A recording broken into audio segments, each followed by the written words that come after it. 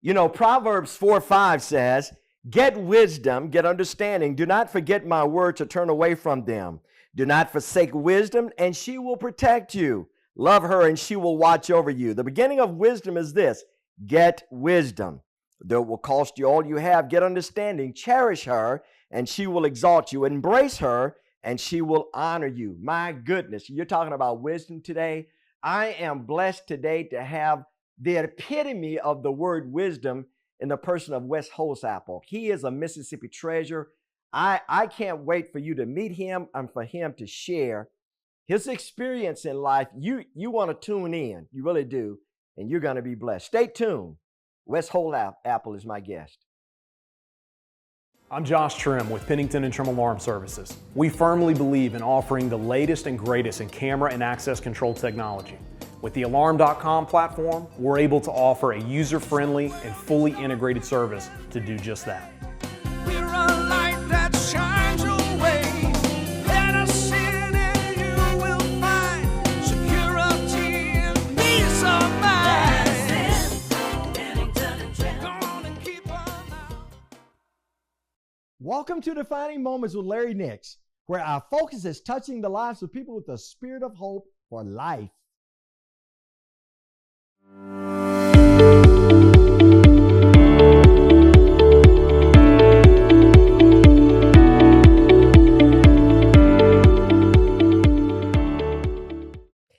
He is probably one of the most soft-spoken, one of the most easily embraceable people that you'll ever meet, with such an expansive, appreciative resume, successful resume. He is so humble. Ladies and gentlemen, I am blessed today to have, my goodness, not only Mr. Wes Holsapple, who's a legend, literally, and I know he frowns, he squirts and squints on that. That probably makes him feel uncomfortable, but it is not my desire to make him feel uncomfortable, but to honor him. Man, he is, if you ever heard of Dale Carnegie, he is the star pupil of Dale Carnegie. If you've ever been involved in motivational speaking, or you've ever attended conferences and you've had people to speak to you about bettering yourself and presenting yourself and how to articulate yourself in a better way, listen, if you take a look at the thesaurus, you take a look at the dictionary, you take a look at the encyclopedia of successful heroes, like the book of Hebrews talk about the cloud of witnesses, you're going to see the name Wes Holsapple. He has been a part of training more professionals that have been successful than you can imagine. And not only is Mr. Holsapple here, but his darling bride, Mrs. Holsapple, is here. And we get the privilege of having the student pupil, I call her student pupil, his wonderful, delightful daughter, Paula. Ladies and gentlemen, won't you welcome with me the Holsapple family, but particularly won't you welcome with me Mr. Wes Holsapple, a legend nationwide. Mr. Holsapple, welcome to Defining Moments. Thank you, thank you, thank you. I am delighted for you to be here. I've said this. I've said that we know that humans possess 5 senses: sight, hearing, smell, taste, and touch. But I said, I believe that you stayed on the assembly line a little longer and God gave you a 6th sense, and that 6th sense being discernment, the ability to understand and read people. What a gift that is. So when I talk about your gift, your profession as a motivational speaker, as a motivational teacher, as a professor, as a skilled person in the area of language and just interpretation and communication, what do you say when you hear all of that? I feel so proud. You make me feel good. I love what you say. I thank you for that. It is my pleasure, sir. And by the way, these are not hollow accolades. Thank you. These are accolades that you've earned. I've known of you ladies and gentlemen, I've known of Wes Holsapple for years, because my background is broadcasting. I spent 27 years in broadcasting in sales, marketing, and management. And I had to undergo a lot of training. And once I reached the executive level, then of course I implemented a lot of training. But at some point, your teachings influenced a lot of salespeople, including me. I guess my question to you is, how did you even get into the profession of public speaking, motivational training? How did you even enter that arena? Okay, after I got out of the military, I was with the 82nd Airborne. Thank you for your service. Thank you. And we were there. And so in that same community, I started working as an industrial engineer, okay, for Burlington Industries, which is at that time the world's largest company that they're into. Yes. And so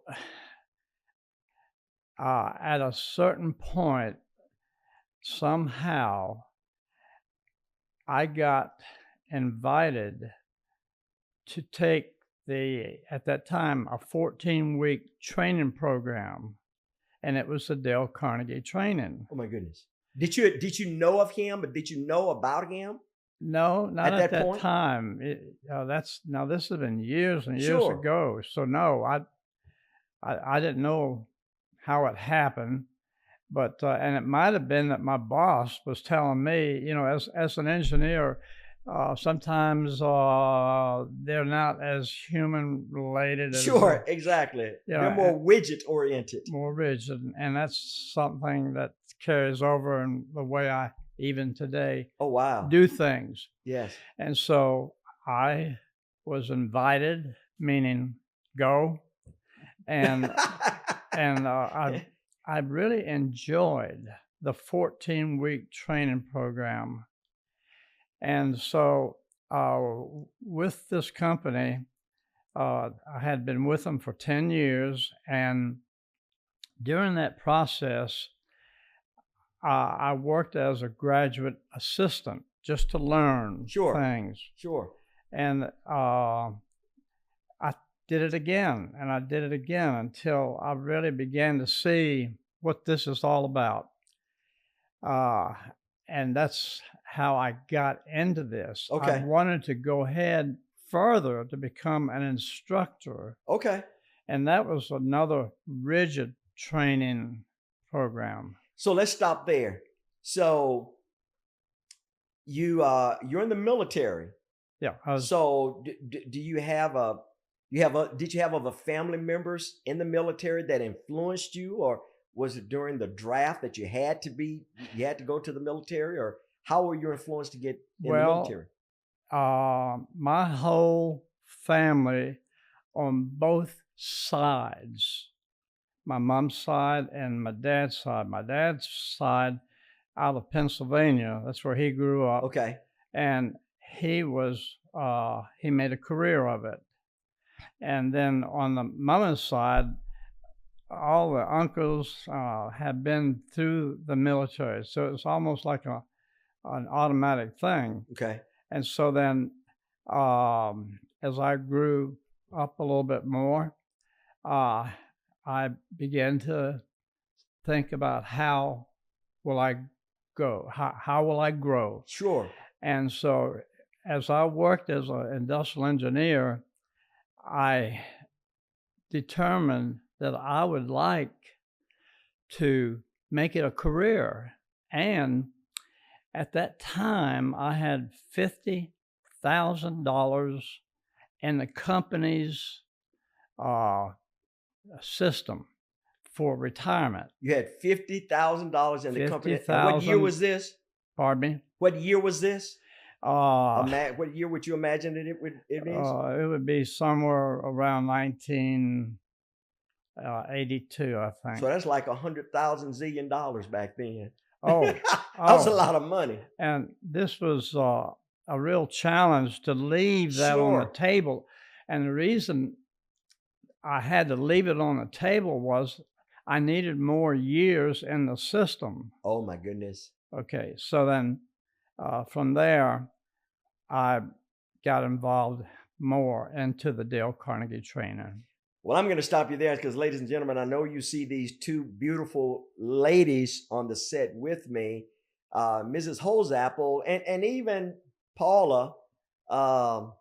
Said I don't necessarily have to be on set. I said no, you have to be on set because, boy, without he is the fullness of who he is because of the touch and the fingerprint of y'all on his life. So first of all, let me welcome Miss Holsapple. Hey, my name is Kyle Reno, Senior Pastor at Cross Gates Baptist Church. Here's a defining moment from this last Sunday. So divine healing, yes, it's an invasion of God's kingdom, but secondly, it's made available through the cross of Jesus Christ. I want to tell you that there is more than just us getting a ticket to heaven through the cross of Jesus Christ. That the Bible says that he brought atonement for sin. And when it talks about sin, it's not just me doing wrong. It's talking about the curse that is upon humanity and upon this earth and upon this universe that is going to, whenever God one day is going to make all things new through the atoning work of Jesus on the cross. And the Bible talks about how this is made available through the cross of Christ. Let me just read to you Matthew chapter 8, and he says this in verses 16 and 17. That evening, Jesus was there. He had just healed Peter's mother-in-law, and then that evening, we see that people began to bring others. It says that evening, they brought to him many who were oppressed by demons, and he cast out the spirits with a word and healed all who were sick. This was to fulfill what was spoken by the prophet Isaiah. He took our illnesses and bore our diseases. And so I want you to see that in the atoning work of Jesus on the cross, he came to bring healing and deliverance and to carry all of our illnesses and all of our diseases. No matter what kind of disease you have, I want you to know that there is the atoning work of Jesus in the cross made available. Hey, thank you for taking some time to listen to that defining moment from this last week.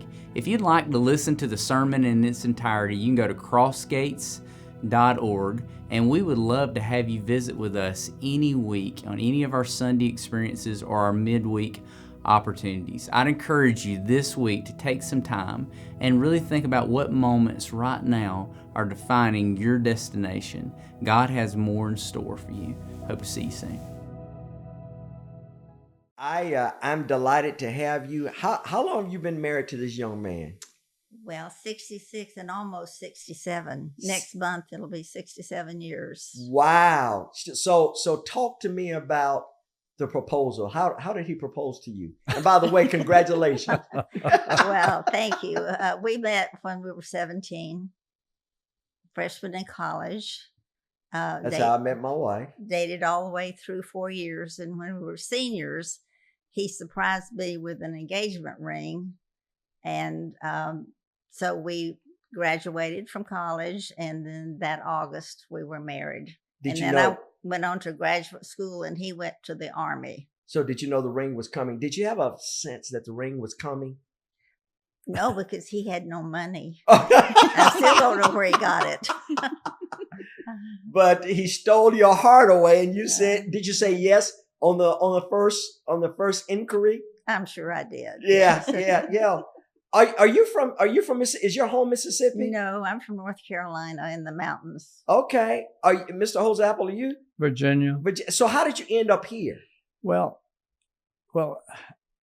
how all this started is that I grew up on a farm, okay, and my father retired, and he bought this 350-acre farm, and it was just totally dilapidated. I mean, it was nothing good about that. And so I grew up more and more in that direction. And so the time came for me to do what my next step is after getting out of high school. And so I decided that I wanted to go to college, but my father put out money for my oldest brother, and he went to Virginia Polytechnic Institute, which is a military academy in Virginia. Okay. And then the second year for him, Dad gave him money to go to college, but he decided he's going to get married, and he dropped out. And then my second brother, came along, and he wanted to go to the military, and he looked so great in the military uniforms and so on. And he only stayed 6 weeks. Oh, wow. And then when I got ready to go, like I wanted to go to college, nothing was said. I had no dollars and so on. And so there was a person that came in, and he bought this 1,400-acre farm. And so he also had a 14-room house. Wow. And he had a lot of other houses Sure. around for laborers. And he had not yet gone into living that house. And so he offered to let me stay in that 14-room house, and I would be his tractor boy. And there were these big columns where you put food for the animals and so on.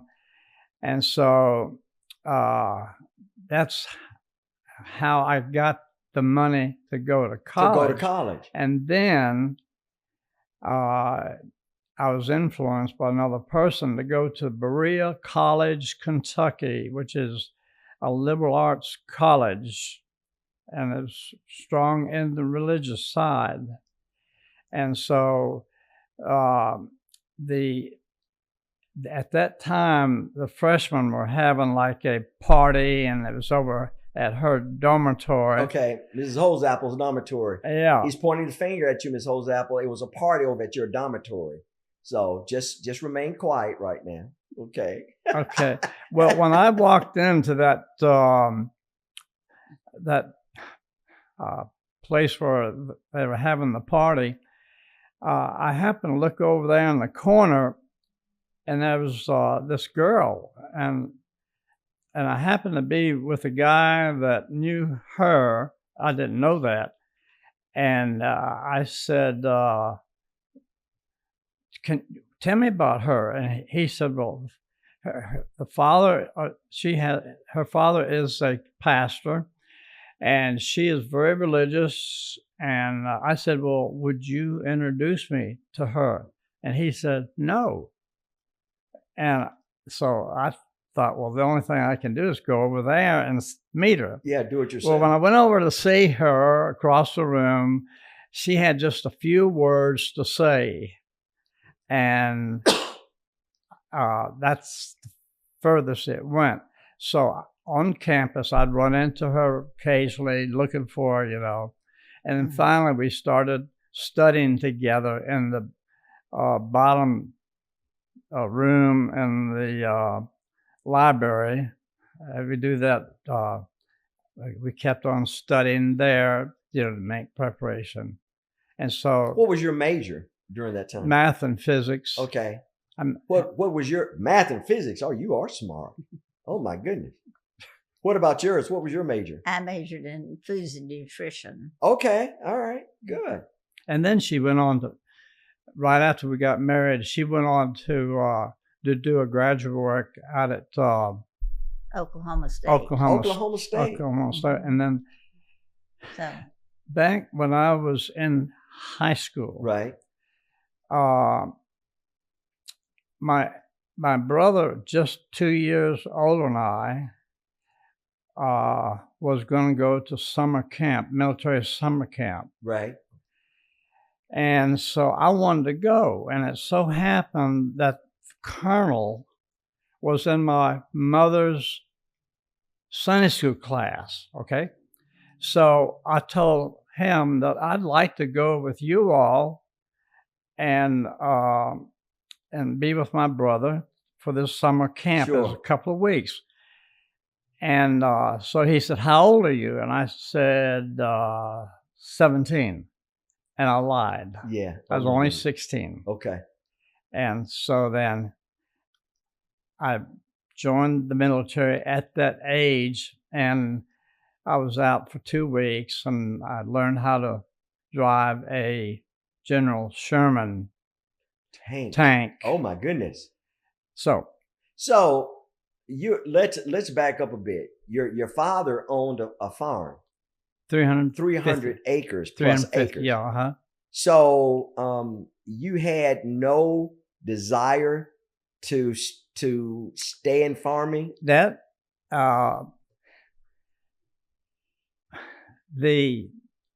yes. Okay. I loved being there. And by the way, that place where the farm is called Mango-Hick. Mango-Hick. Mangohick. Mango-Hick. Okay. Yeah, and it's an Indian country Oh, wow. throughout there. And so my father talked to me about taking over the farm when he gets ready to retire. Okay. Okay, and here I am at 16 and so Right. on. And so I decided that might be a good idea. And in the process, I was talking to Pauline about it, and her answer, I said, "How does that sound to you?" And she said, "No." Not interested in being a farm wife. No. It's a hard life.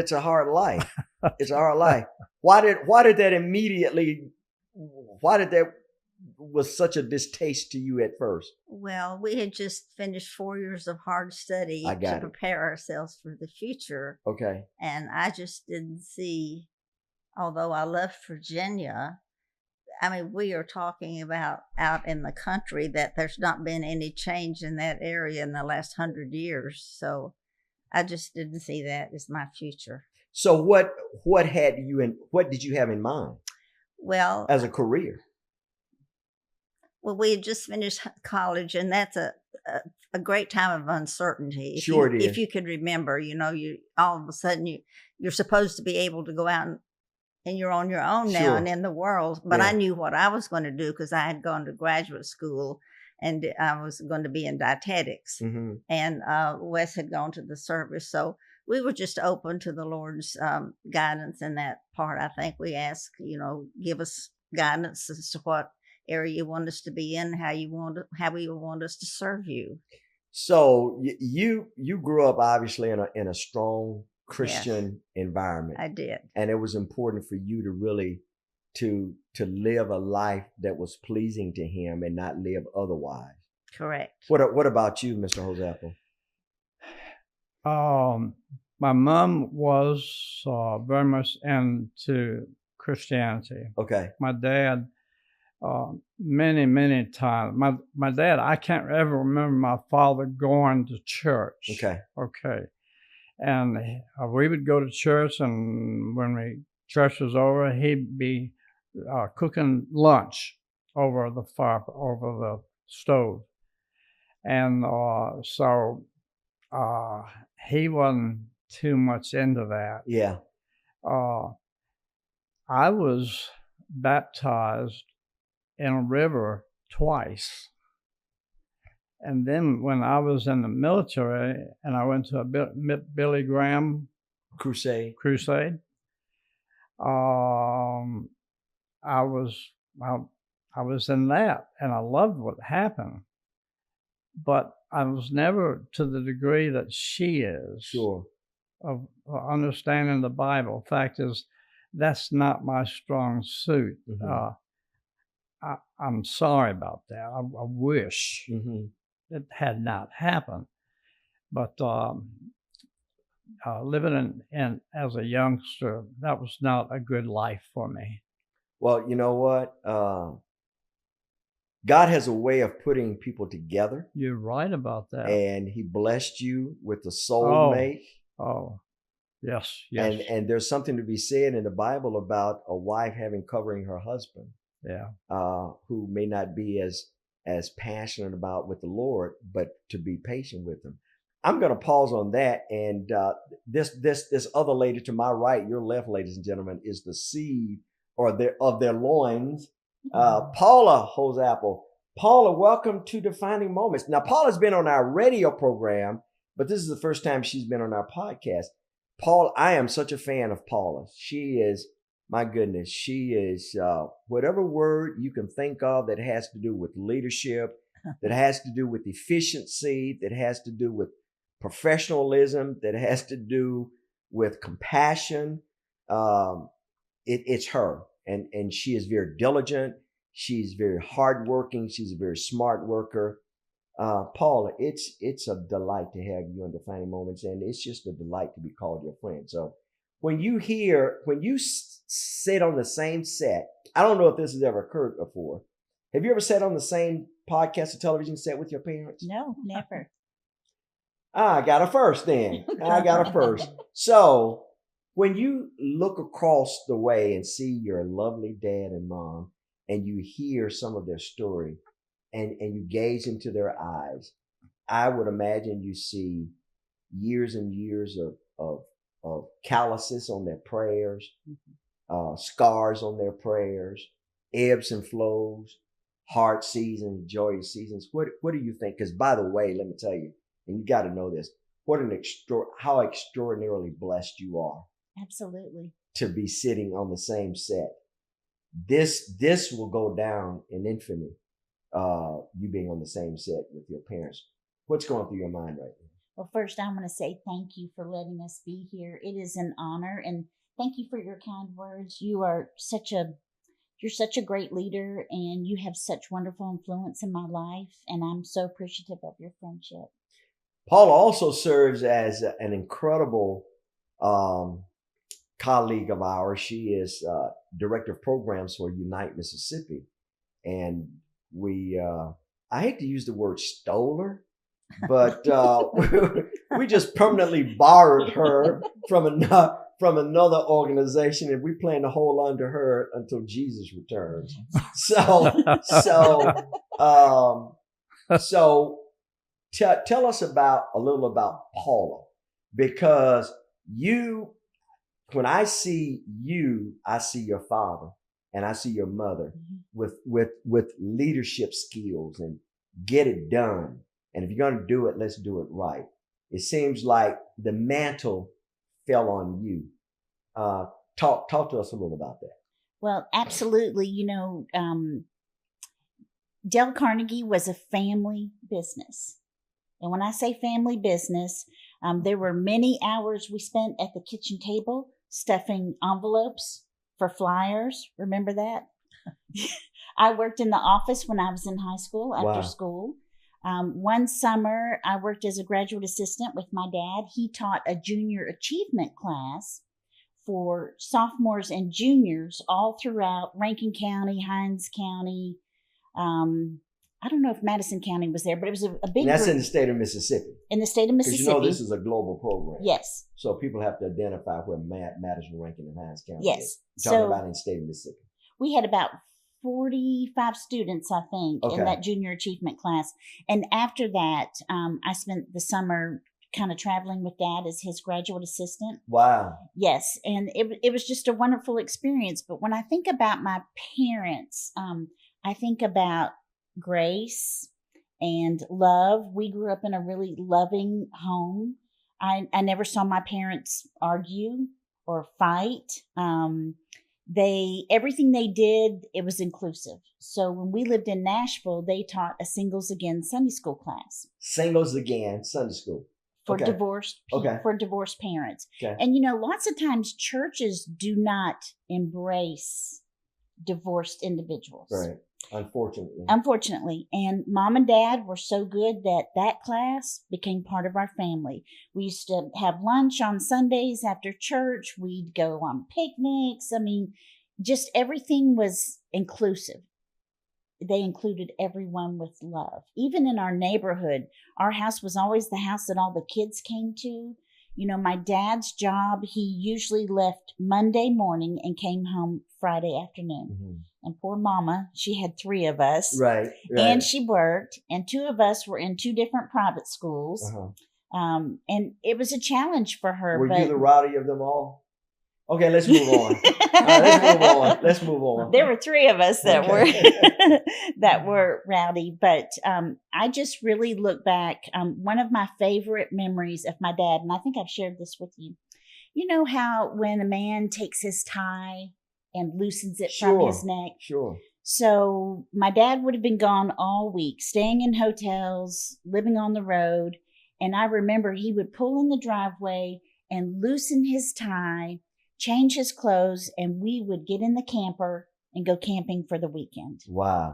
And that's a really strong memory that I have. And it represents his dedication and love to our family and for our family. Yeah. Just that loosening of the tie. Yeah. And coming into the house and changing and he'd been gone from home all week. And then we went camping on the weekends. When you hear that, when you hear your daughter talk about her dad and how she adores you and the memory, and how she appreciates your level of commitment, how does that resonate with you? How do you feel about that?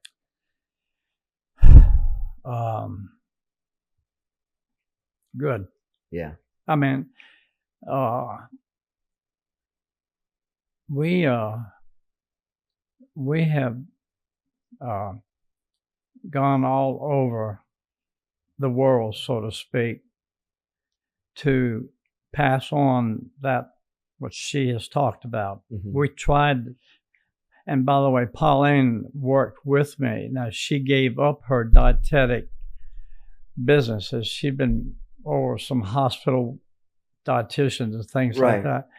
But, and so we have gone, the fact is, I taught a class in a prison. Wow. For GIs that came back from the military. They were in prison. This was a prison in Leavenworth. And we've taught over in Burma or overseas. And when I hear what Paula said, and all the times that Pauline and I were out and involving other students, other people, if all of those people that we had engaged with have that kind of attitude that she has. Oh my goodness. Oh yeah, it really means that even at age 89, and if the Lord were to take me tomorrow, I'd be so happy about my life. And it was really, Paula has just been a real joy in our life. The inspiration of this program, inspiring people with the spirit of hope for life, is to suggest that none of us are here accidentally. None of us are here incidentally, coincidentally, but each of us, each of you are here providentially. And I want to remind you that you have purpose and that you have a place and that God created you to make a difference. And there's only one fingerprint like yours. There's only one you. And God intended for you to be the best of you. And that's how you bring him glory. Is to embrace the best of you and to work out you with the spirit of excellence. I've always said, Mr. Holsapple, that God gives each of us a defining moment where we meet our destiny. We all are going to wander. We're all going to make choices that are not divine choices. That means that this is what God wants you to do. But I believe that God gives each of us a point in life that we meet that crossroads, that he introduces us to our destiny. And if we were to embrace that destiny, then we live his will and we work his will. It seems to me somewhere along the way, you intersected with your destiny. How did you intersect with that destiny? Now, the destiny being that this is your career. Talking about Dale Carnegie, talking about training, talking about public speaking. Talk to us about you meeting your destiny. Are you meeting that crossroads? I'd say that somewhere along, like you have to just give yourself away and let it happen. Just for example, we work out at the Baptist Plex over here in Madison. And I was there one day working out on a machine, okay? And I was going to go and move over there to the next machine. But on the way over, I just stopped and talked to this guy, and I said, "Don't give up. Don't give up." And I repeated it a third time. And I walked over and got involved with the next machine. Well, just in a couple of moments, this guy comes over to me and he said, "Did the Lord tell you to tell me this? Wow. Don't give up?" I said, "I don't know." I said, "Somehow it comes out." And then he said, "I needed to hear what you said." And he said, "I have been a pastor now for 20 years. Oh my goodness. I know. And to answer your question, that's Pauline and I both, whatever the incident is, we seem to have Christ involved. Religious feelings come. There's no answer to me. Why did I do that? I think the Lord told me, and in my life, I think the Lord told me to do certain things. Talk about Dale Carnegie. Talk about his teachings. What is his platform? Because there may be those that may not recognize the name. Those millennials, older, they certainly do, particularly if you're in the leadership, executive management positions, you certainly would recognize that name. If not, you should, because there are a plethora of books out there and they're worth reading. Talk to us about the platform of Dale Carnegie. What is his teaching, and what did you teach, and what did you do when you went all across the United States teaching? Well, I think the number one thing is, and I've seen so many people come into our training that the company has sent them to the training program. And sometimes, and I'd say a lot of times, people just have trouble expressing themselves and standing up. And so now, in an environment of the Dale Carnegie training, there's no criticism. It's all positive. And if this person is having a difficulty in life or can't get across his ideas, we attack that from an instructional point of view. When you look at the platform has been confidence building. Okay. That's number one. Right.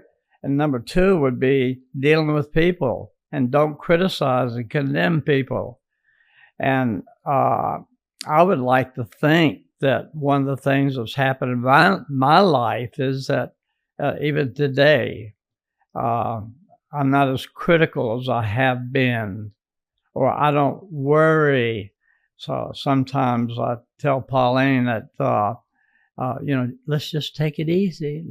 Let's go with this if we have a problem. Mm-hmm. And also I told her one day, I said, Pauline, I want to die before you do. I want to be the first one to go.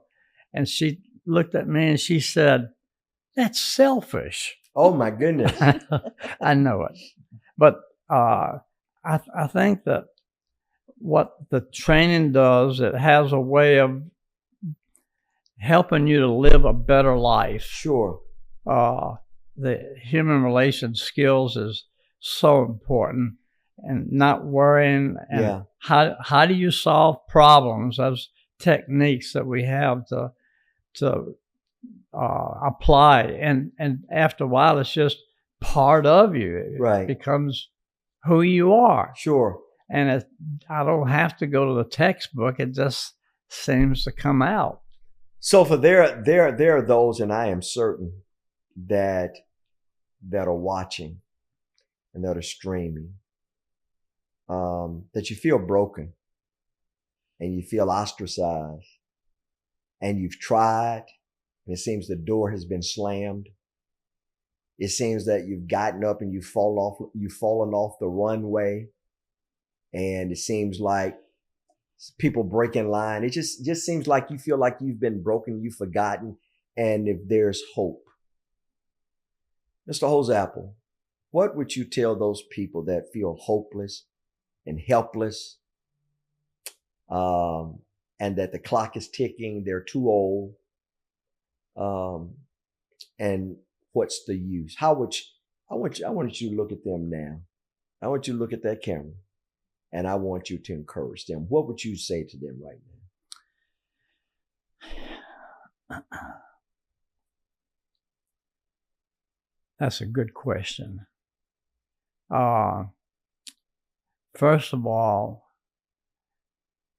I go back to my family beginnings, and as a child, it wasn't like it should be. My father being a disciplinarian, as he is, and of course I have 3 brothers and 2 sisters that grew up in the same environment. And then what has happened is that I got involved with my wife, Pauline, and I can remember one day we were coming from in college, an evening program that was at the church. And so we were walking back to the campus. And so we sat down on some stairways of a business building. And so we were talking, and I said, Pauline, I want to tell you something. I hate to tell you this, but in Virginia, my dad is a bootlegger. He's very much into whiskey. And about that time, she just cried, and oh gosh. And it affected me in such a way, and that's the first time in my life. And here I am at like 17 years old, and I never felt the love that was radiated from her. And so I would say that that's the kind of person that I wanted to be, where I can radiate love, interest, care. And I'd say that's the place where we've got to get to, is that life is more than me. It's about Christ. It's about living a life that is important. And I pray a lot. So in essence, what you're saying is life is bigger than you are. Oh, yes. Don't give up. Like you told the pastor, don't give up if you stay with it. I was driving the other day, and in front of me, I saw heavy, dark gray clouds. And I could see as I near those clouds got grayer. And as I got nearer to those clouds, it started raining. It started thundering. The wind started kind of shaking my vehicle a little bit. But I kept driving. And it got worse. The rain was it was kind of almost a whiteout. It was nearly a whiteout, but it wasn't. And the Holy Spirit says, just keep driving. Of course, you're taught in defensive driving, don't stop. That's the worst thing you can stop, is to do stop because somebody will run into you. But slowly put your flashers on, your hazard lights on, and just keep driving. As I drove, about 10 minutes later, it seemed like 5 hours later, but about 10 minutes later, I drove out of the storm. I'm sure we've all experienced those kinds of situations. The lesson being, don't stop. The lesson being, keep moving. The lesson being, trust the God that is inside of you. And the lessons are not meant to defeat you. The lessons are meant to strengthen you. And even some hard seasons are meant to prune you and to refine you. They're not meant to defeat you. Without becoming a little too preachy, the Bible says, count it all joy. Book of James says, when you go through many temptations, knowing that the trying of your faith worketh. That's a word of action. Worketh patience. Let patience have a perfect work, that you may be full and entire, wanting nothing. God is your best friend. He's not here to defeat you. He's here to walk with you. And he's promised never to leave us and never to leave us alone. So that's the answer. That's a very sweet and wonderful answer to the question. I've got to ask you, Miss Pauline Holsapple, why did you burst out in tears when he told you that his dad was a boot? He was being very transparent. Why did you burst out in tears? Well, because I cared for him greatly, and I was just devastated to think that he had grown up in that kind of environment, which truthfully wasn't the truth, thank goodness. But it was just an expression of my love to him, that I was so sorry that he had a father that had that kind of lifestyle. So I'm going to ask you the same question. He's always teasing me, Larry, so I have to learn what to accept and what not to accept. What to go with it, huh? What to go with it, huh? That's so, right. So I'll ask you the same question. Okay. For those that would feel despondent, unloved, unsuccessful, feel like giving up, what would you say? Well, first I would say, open your Bible and read your Bible, and you will find that God has promised his children great protection. Psalm 91 is one of my most favorite Psalms, and I read it often because it's a psalm of great comfort, and it's a psalm of encouragement, and it tells us that God is with us in all kinds of situations. And there are many, many other verses in the Bible.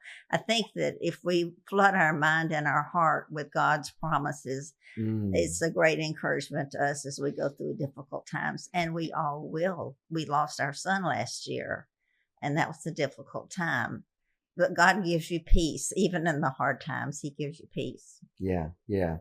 The answers you said is in the Word of God. And sometimes we don't understand. There are all things that we won't understand, but trust that he'll walk through. He may not quench the fire. He may not hold back the flood, but one thing that he has given us the assurance that he'll be with us no matter the season. Paula, what would you say to the same question for those that feel like giving up, for those that feel like throwing in the towel? For those that feel like throwing their hands up? Well, when I think about my parents, my dad's the dreamer. My mom is the constant, silent, graceful glue that holds us together, that holds our family together. And what they have taught our family, my sister and I and my brother, what they taught us is that love conquers all. Love conquers all things, all mistakes, every despairing thing in your life. Love conquers all, and that love comes from Jesus. And this is something that I've had to learn as an adult, because lots of times we say, I'm not worthy. I'm not worthy of this success. I'm not worthy of this person in my life. I'm not worthy of the joy. But through the blood of Christ, we are worthy. And God, I'd say for those who are despairing today, like Mom said, get in the Word and stand on what God says about right, you and stand on His promises. All right, so let me be, I don't ever say a devil's advocate. I'm never advocating for him, so I'll just say an angel's advocate. Okay. All right. Does that really work? Does the Word of God really work? Yes. Yes. Do you know why? Because God says, I called you by name and you are mine. So when you're feeling lonely and you're feeling in despair, the God of all creation knows your name and said, you're mine. You belong to me. You're not alone. God says in Jeremiah, I will deliver you from your captivity. Yeah. So yes, standing on the promises of God, He says, I have divine plans for you, plans to prosper you, not to harm you. So yes, standing on the Word of God and standing on His promises it's your superpower. It's your strength that He's given you. So when people mention Wes Holsapple, they talk about your professional career. The purpose of this program is to look behind the veneer. Because what you're saying is, at the end of the day, I appreciate that. I appreciate the accolades. I've worked hard for the accomplishments. But what really matters most is family. What really matters most to me is God and family. Yeah. That's what you're saying.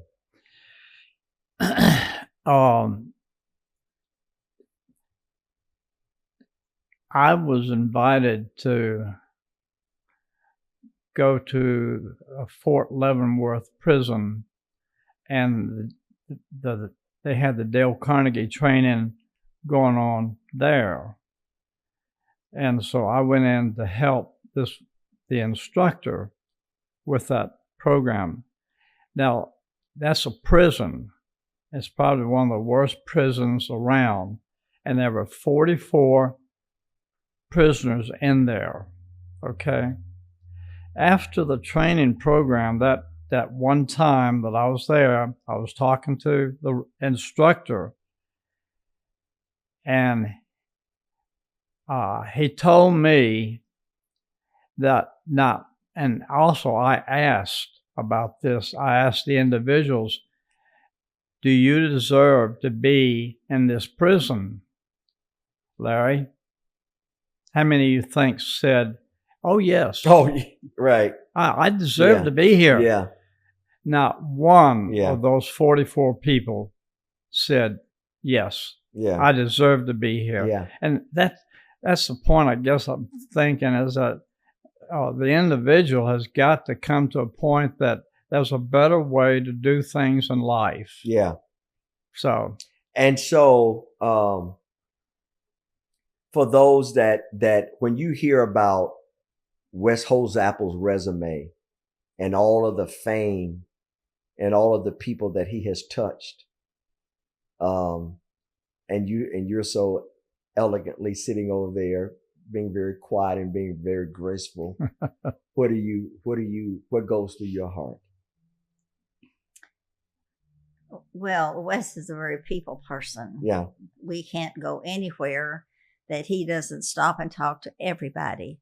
And even when we were in Germany and he had this little dictionary in his hand, he was going around trying to make conversation to people because he had German in college. My goodness. And had forgotten most of it. Uh-huh. So he's extremely a people person. And does that annoy you? The only thing that annoys me was I have to wait on him all the time, Larry. When we go shopping at Kroger's, I end up having to wait on him because he's over there talking to everybody. But that's his joy, and I think that's his gift that God has given him, as you mentioned with your own life, that God's given you the gift to speak and encouragement to people. And Wes is a great person of service. We've always served in our church wherever we've been. He's been a deacon, served as deacon for many years. We serve as greeters of our church now. We've always been involved in Sunday school, and as Paula mentioned, we love to start the Singles Again Sunday school class. It was probably the greatest Christian experience in my life to work with that group of people. And that's been a long time ago, but it was a time when the church did not openly accept that group of people. And fortunately, I think we've made a lot of progress in that area now. Yeah. So that's not the problem. But that was my highlight of Christian service, was developing that class. So we only have a couple of minutes. And if out of everything that you've done in life, you've traveled here, yonder, everywhere. And the same question was asked by Billy Graham.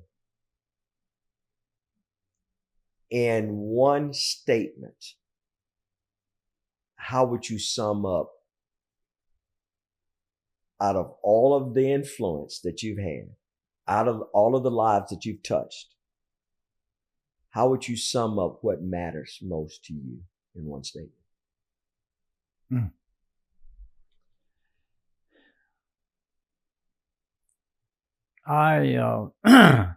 I'm saying this as honestly as I can.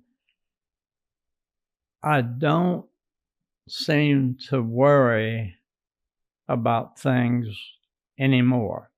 And I look back over my life, and I just think how much the Lord has blessed me, and I really don't take credit for any of that. And I've just come to a point that I'm enjoying my life, and I still want to go to heaven before Pauline. Miss Pauline, how would you sum up? Well, I would say that God has given us a great opportunity to serve Him and people, and that's the highlight of our life. That's a wonderful, boy, that's a wonderful summary. Well, Miss Grasshopper, what would you say? Respectfully, Miss Grasshopper. The acorn off of the oak tree. I would say realizing that love truly is the universal language, that love conquers all, love solves problems, love invites acceptance, love invites unity. That's what I would say. There's a poem that says you can build skyscrapers, grand and tall. You can build great cathedrals. But only what you do for Christ will last. Only what you do for Him. Only what you do for Him. I've said will last. I've said the Lord doesn't mind us having stuff. He just don't want stuff having us. And I want to let you know from someone that I don't think I'm necessarily naive. I think I am impressionable sometimes. But when I first saw you, I saw you a couple of years ago. Paula had the great delight of introducing with great excitement, introducing me to her father and her mother. And I'm grateful for that. I was so honored, as I am honored, to visit with you today and to meet you, because I have known of you for 20 years prior to meeting you. And so when I met you, it was as if the Lord was saying, now let me just give you a sweet gift, because you admired His work. You've read of His work. And now I'm going to introduce you to Him. And so I want to let you know you have a lot more sunrises. You have a lot more work to do. You have a lot more lives to touch because you've touched mine. Thank you. And you've touched the many that are viewing and that are listening. Thank you. So, Miss Pauline, thank you for being with us today. Thank you. Thank you, Larry. Paula, thank you for being with us today. Thank you, Larry. It's a pleasure. And Mr. Wes Holsapple, Thank you. a living treasure, thank you Thank you. for being with us today. My pleasure. Remember to join us every Tuesday and Thursday at 11 o'clock from 11 to 12 on 104.3 FM, as well as the many platforms, whether it is YouTube, Facebook, Pandora, Apple app, iTunes app, and even on our own custom digital network, IgniteMS.tv, for all of our programs. We have a lot of exciting news coming up in the weeks to come about Ignite, about our digital network that we're building out. My goodness, we couldn't have done this, and we're not doing this without the help of a lot of people behind the scenes that are very dear friends of ours. Mr. Chip Muskelly, Mr. Kyle Reno, who's senior pastor of Cross Gates. Of course, you know Chip Muskelly, one of the co-founders of Muskelly Furniture, Oscar Muskelly, George, Hester. Listen, by the way, before I leave, do you want to share something about Unite Mississippi September? Boy, you were just itching over there. Listen, you want to share something about Unite Mississippi September's luncheon? Yes, I do. Okay, go ahead and share it real quick in Okay. 30 seconds. 30 seconds. September 18th, we have the great pleasure of having Cameron Arnett, the lead actor from the Forge movie and Overcomer, who will be our guest speaker Thursday, September 18th for the Unite Mississippi Luncheon. Please go to our website, unite-mississippi.com, to register and come join us. Well, you did a great job. Listen, you have 5 seconds left over. Thank you for joining us. Thank you for being a blessing. And remember this, no matter how it looks, no matter what you're going through, or even what you hear, God is in charge. Yeah. And you matter. I'll see you next time on Defining